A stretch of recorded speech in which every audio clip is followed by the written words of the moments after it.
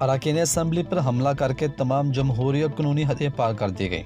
मुस्लिम league नून के general secretary Ehsan Iqbal का कहना है कि जैसे ट्रंप के हामियों ने कैपिटल हिल पर हमला किया था, कल अरकान असम्बली पर हमला करके उन्होंने तमाम अखलाकी, जमहूरी और कानूनी हदें पार की।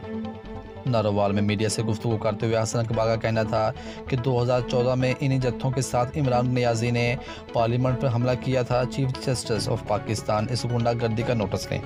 एहसन इकबाल का कहना था कि एतमाद का वोट लेने के लिए 16 मेंबरान हलाल वज़ीर ख़जाना के खिलाफ वोट दें तो वह वोट फ़रोख्त करने वाले हो गए। उनका कहना था कि पाकिस्तान में किसी सियासी कारकुन ने ख़वातीन पर कभी हमला नहीं किया। PTI के गुंडों ने कल ख़वातीन पर हमले की कोशिश की। इमरान नियाज़ी ने नफ़रत तशद्दुद पसंद की इख्तियार कर रखी है।